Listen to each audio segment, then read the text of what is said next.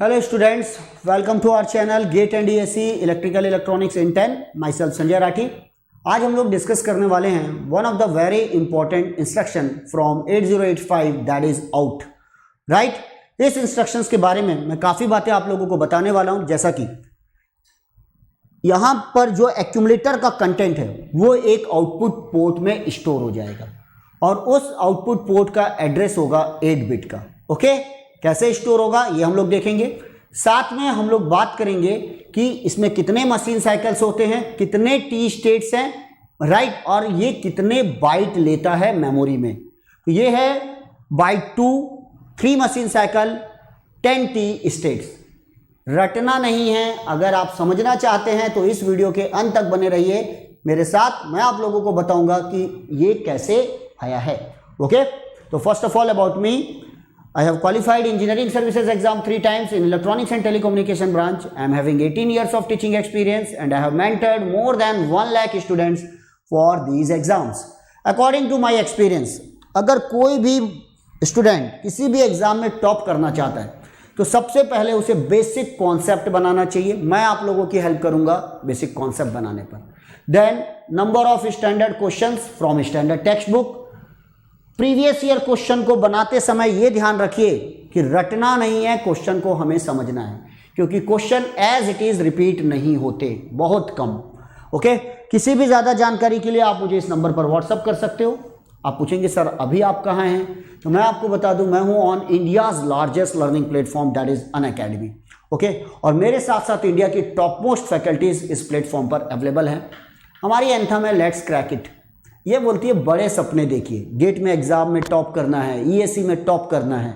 अब सपने देखिए, इन सपनों को पूरा करने के लिए आपको किसी भी मेट्रो में जाने की ज़रूरत नहीं है, ना दिल्ली, ना हैदराबाद, ना बेंगलोर. बस आप तैयारी स्टार्ट कीजिए, हम आपकी मदद करेंगे, टिप्स देंगे, ट्रिक्स देंगे, क्विजेज होंगे, मेगा क्विजेज होंगे, डाउट क्लियरिंग सेशंस होंगे और सबसे बड़ी बात रेगुलर कोर्सेज होंगे.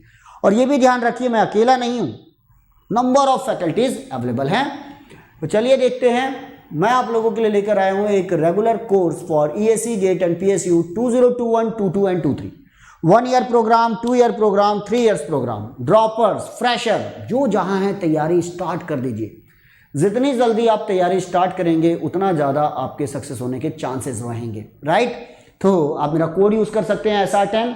मेरे सब्जेक्ट्स देख सकते हैं, इन सब्जेक्ट के साथ आप मेरे से फ्रीक्वेंसी मैच कर सकते हैं. स्पेशल क्लासेस अटेंड कीजिए ऑन अनअकैडमी, सब टोटली फ्री हैं. ओके, चलिए देखते हैं आज का इंस्ट्रक्शन हमारा आउट. ये देखिए, इस इंस्ट्रक्शन का मतलब क्या है, ताकि आपको ये पॉइंट समझ में आ जाए. ये पूरी टेबल आपको समझ में आ जाएगी, बस थोड़ा सा आप ध्यान दीजिएगा और इस वीडियो में अंत तक बने रहिए. फॉर एग्जाम्पल, ये इंस्ट्रक्शन है आउट 48H. ये है 8 बिट का एड्रेस और ये है आपका ऑप कोड.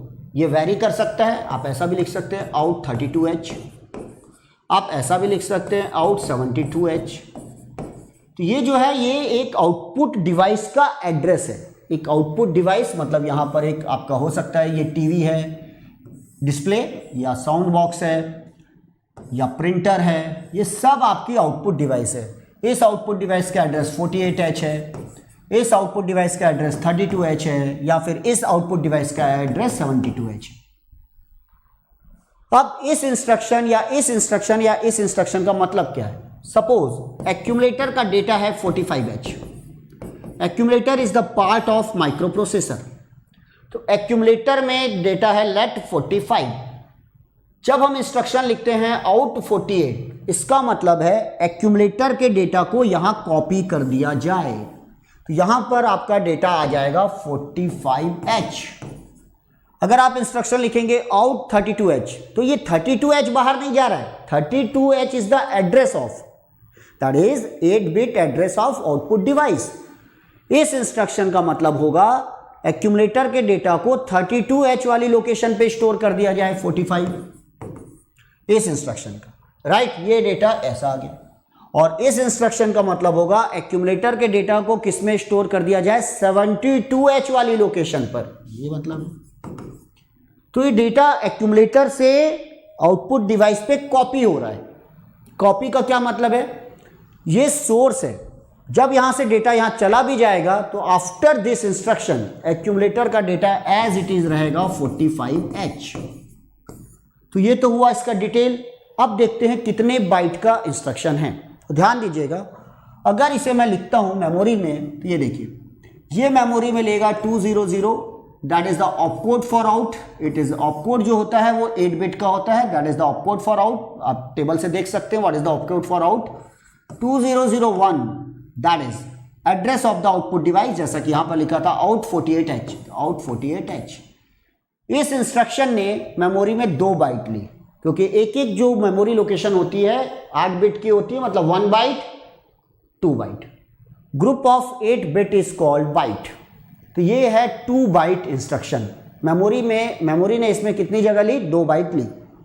अब बात करते हैं मशीन साइकिल की। तो ध्यान दीजिएगा मशीन साइकिल कितने होंगे। सबसे पहले ध्यान रखिए, पहला ऑपरेशनल एम्पलीफायर जो आपका माइक्रो प्रोसेसर है वो क्या करने वाला है? ऑपकोड फेच करेगा। ये है फर्स्ट मशीन साइकिल।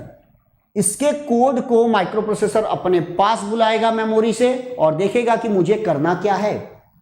जैसे ही ऑपकोड फेच करेगा, माइक्रो प्रोसेसर को क्लियर हो जाएगा कि मुझे एक्यूमुलेटर के डेटा को एक आउटपुट डिवाइस में छोड़ कर आना है, और उस आउटपुट डिवाइस का एड्रेस 8 बिट का है, और वो 8 बिट का डेटा किस में स्टोर है? मेमोरी में। तो फिर जाएगा और इसे रीड करके लाएगा अपने पास। तो सेकंड ऑपरेशन हो गया मेमोरी रीड। मेमोरी रीड, यहां से वो एड्रेस लेकर आएगा कि किस एड्रेस में एक्यूमुलेटर के डेटा को छोड़कर आना है। अब आपका एड्रेस आ गया 48, किसके पास आ गया? माइक्रो प्रोसेसर के पास। अब माइक्रो प्रोसेसर इस डेटा को उठाएगा, मतलब एक्यूमुलेटर के डेटा को उठाएगा। एक्यूमुलेटर में क्या डेटा है? 45, और उसे एक आउटपुट डिवाइस में छोड़ कर आएगा 45, और उस आउटपुट डिवाइस का एड्रेस क्या है? 48H, right. तो क्या किया इसने? तीसरा, इनपुट आउटपुट राइट किया। इसको बोलते हैं इनपुट आउटपुट राइट साइकिल। यहां पर जाकर उसने राइट किया है, राइट छोड़ कर आया है। जब भी वो डेटा बाहर जाता है माइक्रो प्रोसेसर के बाहर की तरफ, उसे बोलते हैं राइट ऑपरेशन, और जब भी माइक्रो प्रोसेसर की तरफ आता है उसे बोलते हैं रीड ऑपरेशन। ओके, तो पहला है ऑपकोड फेच, दूसरा है मेमोरी रीड, और तीसरा है इनपुट आउटपुट राइट।